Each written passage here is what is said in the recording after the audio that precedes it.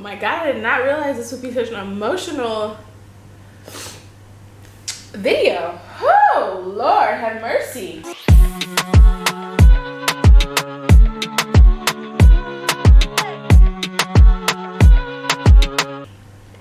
You got your coffee, you won. Let's go. If you are new or just happen to stumble up on this video, my name is Shanice and I am an American teacher who is currently living in Doha, Qatar. Yes, the country in the Gulf. Yes, the country that is very close to Dubai. And I have to say, I love it here. Let me give you a little bit of my background. I was born and raised in Kansas City, Missouri, went to college in Iowa. After college, I actually moved to Kuwait, which is another small country in the Gulf, and I taught there for 4 years. I worked at 2 different schools, and I taught 2nd grade the entire time that I was there.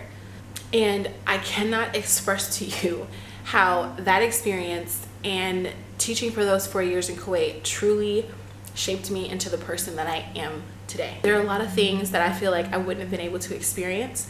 There's a lot of things that helped me grow. There's a lot of relationships that I feel like honestly are the foundation of my life that I wouldn't have had if I didn't take that experience. So in this video, I want to talk about that experience because I get a lot of questions about it and I've never sat down and actually just like shared about it and share why I decided to move abroad again.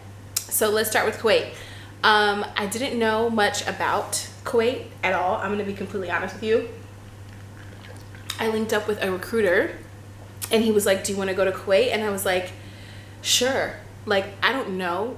I don't know anything about this place. I just knew that I wanted to move abroad. Now, for context, my family never traveled out of the country. At the time of applying for this job, I didn't even have a passport. The definition, 22-year-old me, baby, she was the definition of delulu, okay?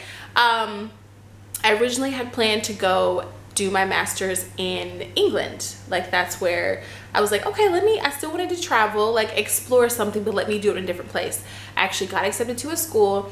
And then I said, well, hold on, let me actually teach first. Like, what if I don't like teaching and I'm going to get my master's and then I start and I hate it? Like, that would be terrible. But I still wanted to have that international experience. So I literally just started Googling it, right? Like teaching, I think I literally Googled like teaching in different countries. And at that time, I feel like it wasn't as popular or as known as it is now. And I still feel like there's a lot of questions and just a lot of things people don't know about teaching abroad, but it's definitely more well known than it was in 2014 when I first started this journey. I had the interview like on a Wednesday. I remember the time difference and I literally was up at like 3 or 4 a.m. to be able to, you know, meet with the principal and VP, and I had the job within 2 days. And I was so nervous about sharing this with my mother and my family. I thought they were going to be so upset, and I actually remember telling my mom, calling her crying, and she was like, are you not going to graduate? Are you pregnant? Like, what is it? And I'm like, I got a job in Kuwait. And she was like, that was it? And I was like, yeah. Because no one around me or in my immediate space had ever done something like this. And even me myself, like when I think about it or I tell people the story of how I left at 22, people are so like shocked and bewildered and confused and impressed. And I think I'm just now starting to realize the impact that, whew, now I'm getting teary-eyed. Woo! I was not expecting that. This is a real life, let me calm down. I didn't realize at the time that 22-year-old me was really onto something. Like, I found a way to put myself in a completely new place and experience, and I didn't know anybody. When I moved to Kuwait at 22 years old to teach, I didn't know a single soul. I left by myself just on vibes and a good time. Like, there was really nothing else. There was nothing else that I had. And I'm so grateful for 22-year-old me for really like doing the damn thing. Sometimes we forget to like remember the things that our younger selves have done for our current selves, right? For the person we are right now. Shout out to your younger self, because you did that. It was you. It wasn't anybody else. And I really have to shout out my 22-year-old self, because honestly, I think about it too. Also, like, what the hell was I thinking? Like, what was I doing? Who did I think I was to be able to just pack my things and move not only across the world, but into a region that a lot of people, I still feel like, have very negative perceptions about. There's still a lot that I feel like people don't know about the region, especially coming from a country whose entire media is biased. So shout out to 22-year-old me. So anyways, I cannot believe I just like got teary-eyed right there. Where's my coaster? Child, just ghetto. So I spent the 4 years in Kuwait, and my God, let me tell you, I really truly enjoyed my time there. So I taught an all-boys school the first year, which was an experience, I'm not gonna lie. So just for context, a lot of the schools, quite a few of the schools in the region are separated by gender. So oftentimes you'll have schools that are under the same company or district, and there'll be a boys campus and a girls campus. So that was my experience for the first year. I wasn't in love with the admin, you know, and you got to go where you feel like you can grow and you can thrive and where you're supported. So I decided to switch schools. And then my second school, I was at an American school, more international. I had boys and girls, way more diverse, kids from all over the world, and it was an amazing experience. So I spent 3 years there, and it was wonderful. It was wonderful. The places that I've been able to travel to, for one, like, younger me would have never thought. And it's not like I grew up like having these dreams and these desires and these wants to live abroad or see the world. I never really truly had those desires, because it wasn't, at the time, it wasn't something that was presented to me, and it wasn't something that I even thought was accessible, right? And the crazy thing about that is, when I moved here, I was cleaning out my house, and I found a cookbook that I bought in the 5th grade because I love to cook. And in that cookbook, it was like recipes from around the world.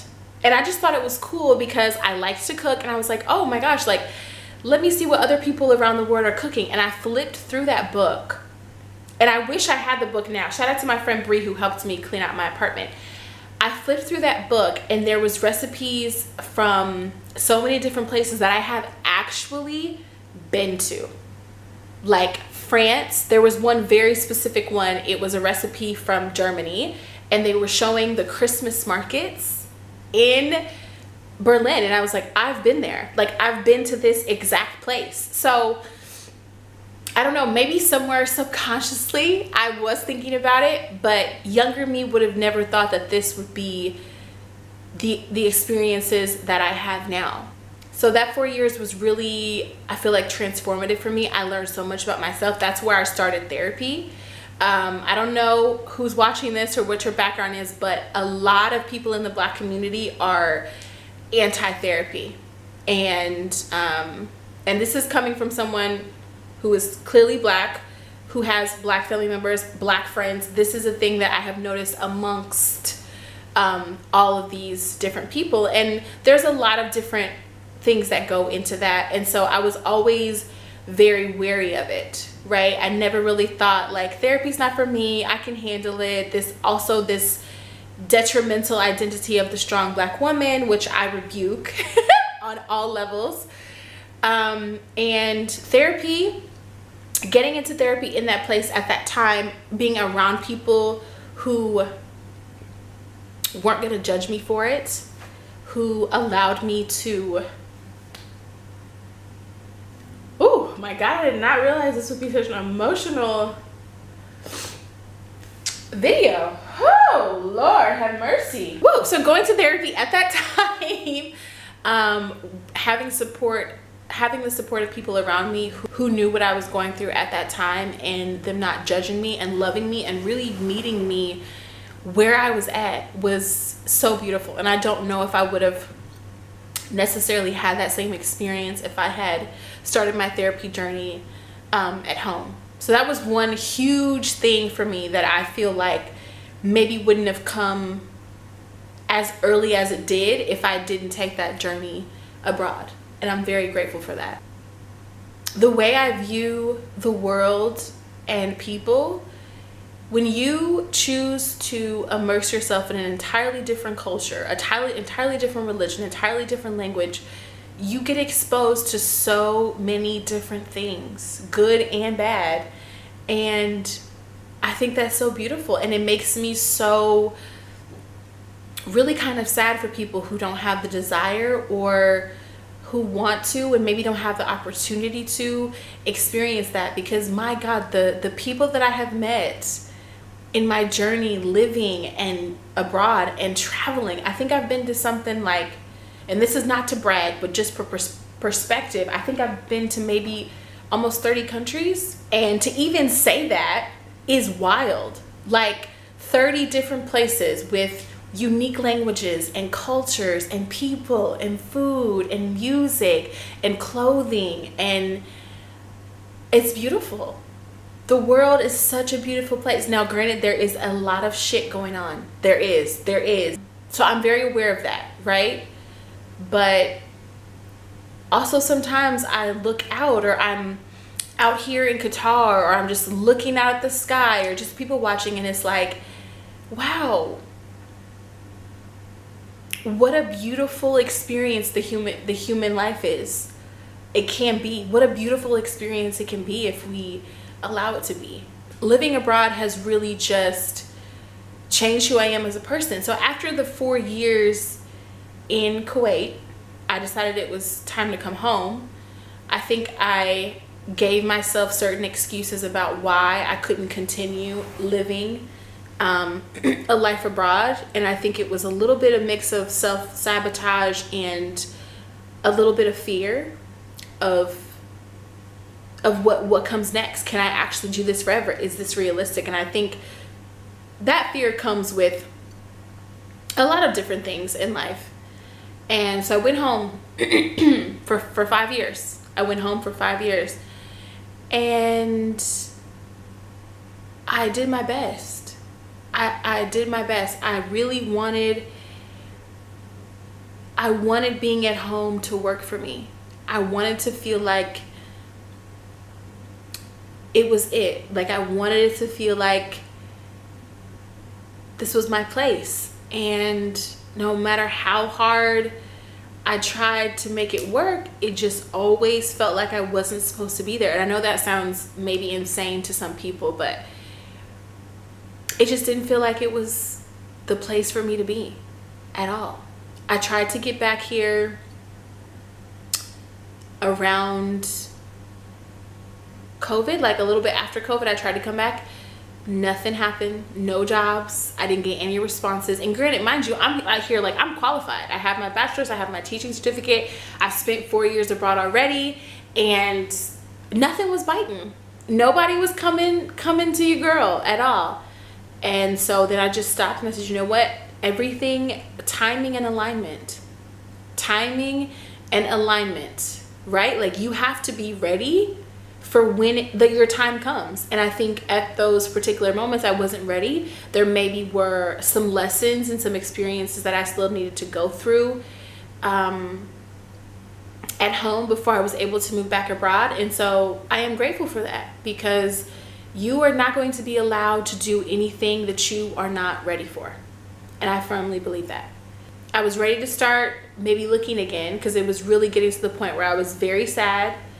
I was very depressed, and maybe a lot of people even at home may have not even have known this because I didn't really share it. I was working, bro, like I was Ubering, lifting, I was nannying, and I was substitute teaching. I was, when I say burnt out. And I'm a single person. I'm a single person. So people with families and kids, shout out to you, because baby, I don't know how you do it. Round of applause. I don't know how you do it. And I still felt like I was just like barely getting ahead of water, right? Like saving every little scrap of penny for things that I wanted to do, but not really having enough to fully enjoy life the way that I wanted to. And I was just like, this can't be it. This can't be it. So a friend hit me up, and she wanted to know how to move abroad. And so I shared my resources with her, and I said, okay, you know what? Maybe now is the time to try again, because I had tried and it just wasn't hitting like I wanted it to. So again, I applied, boom. Emails, interviews set up, so many within a week. So finally settled on a place, got it, and I knew I wanted to come back to this region. I love the Gulf. And of course, every place has its pros and cons. I'm not saying any place is perfect, but for me and my experience and the life that I want to live right now in this time, the Gulf is the perfect place for me. I tried to spend the last 6 months that I was at home doing everything that I possibly could, because I knew that I was coming to this new place. I was excited. I was a little bit nervous because I didn't want to, I had high expectations of it, right? Because of spending my time in Kuwait, but I didn't want to put that experience that I had in Kuwait on Qatar. You know, the pressure, kind of like when you have an ex, right? Or like you're dating and you're like, oh, I had this one ex who used to da-da-da-da, but you don't want to put that pressure on your new boo. Every person, every experience deserves its own time to shine, you know, if that makes sense. So I tried to just go into it with an open mind, and honestly, it's been the best. Living here and being here and getting back to the person who is me. And I really credit Kuwait with a lot of that, because of the situation and how it was set up. I had so much time to explore myself and the things that I enjoy doing and my talents. And I'm getting back to that place. Even here in Qatar, I have started taking piano lessons, which is something that I've wanted to do for a very long time as a person who also enjoys to sing. Being in a place that allows you the freedom to explore yourself, my God, find that place. I hope everybody has the chance to find that place. And for me right now, Doha is that place. I'm getting back to me. I'm getting back to healing in a safe place, right? Because you can heal anywhere, but healing in a place that you feel safe, mentally, emotionally, financially, that's a different beast. And I've had to confront some things that are challenging and difficult, but I'm proud of myself for having the courage and the ability to move to Doha and give myself the opportunity to grow and to learn even more about myself. And I pray that in 2024, everybody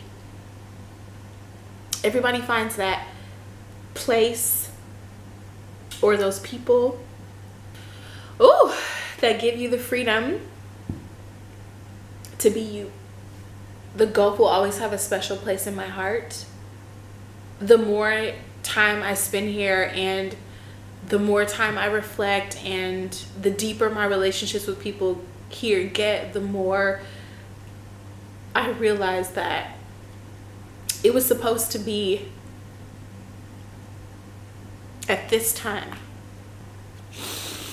Woo! I can apologize for crying because it's a natural emotion, and I'm just feeling, originally this video was just supposed to be me sharing why I moved to Doha, but now I'm feeling like it's like a diary. Like I'm feeling very grateful and reflective, and maybe what I'm sharing will resonate with someone, or maybe it won't, but at least I will have expressed it and gotten it off my chest, and I love that for me. Sometimes we get so caught up in trying to make things happen at the time that we want them to happen. Baby, there's a reason why it's not happening for you at the time you want it to happen. at the moment you want it to happen. There's a reason, and sometimes we can't see that reason, and it's hard to understand what that reason may be. But baby, that reason is there, sometimes to protect you from what you think you wanted when there's something better, sometimes to teach us patience. It's okay to wait. Maybe to teach us a little bit of gratitude, being grateful for what we have in the moment. There are so many people that are not going to make it into 2024. Being awake, being alive, being able to breathe, that is a blessing. A blessing. So this is, maybe it's a love letter to the Gulf, or to myself, or to the person I get to explore and be when I'm in this region. Making the decision to move abroad again was the best thing that I could have done for myself. It was the best gift I could have given myself. If you watched all the way to the end, if you have any desire to move abroad, or to just even move from the place where you currently live in, it doesn't even have to be as dramatic as moving across the oceans. Do it. You owe it to yourself to try. And God willing, inshallah, if you don't like somewhere, baby, you can leave, or you can go back, or you can try again, or you can start over. That's the thing that I love too about life, is like every day you really can, granted you're in the position to, you can just start over. I'm a fan of starting over. I'm a fan of quitting. I'm a fan of failing. I'm a fan of trying again. Even when it's hard. We only have this one chance, this one opportunity, this one life to like really go for it. And even if I had come to Doha and been like, oh my God, this is the worst, like I don't love it, I could have just went home. I could just go home. But I came here and it confirmed what I already knew, and that is the place that I was in, the space that I was in, the life that I was living was not the life that I was supposed to be living, that I was meant to live, that I deserved to live. I deserve peace. I deserve love. I deserve freedom of time, freedom financially, freedom to be myself, freedom to love myself, freedom to love others, freedom to love authentically and genuinely. And I hope we all find that in 2024. There can't be anything more beautiful than that. So this is not how this video was supposed to start, but you know what? This was just on my heart, so I'm just gonna go with it. I'm gonna go with it. If you're interested to see more about life in Doha, or maybe I'll start doing these little chit chats, because this is actually quite therapeutic. I'm not gonna hold you. Subscribe to the kid. I'm gonna be sharing a lot more about my life here, because I think it's a beautiful one, and I want other people to know, especially Black women, and I said what I said, especially Black women, to know that there is a life that you can live beyond your wildest dreams if you just try, if you step out of your comfort zone. So I hope this was helpful to someone. It was helpful for me, for sure. And I hope 2024 is the literal year of your dreams. That's why I moved to Doha.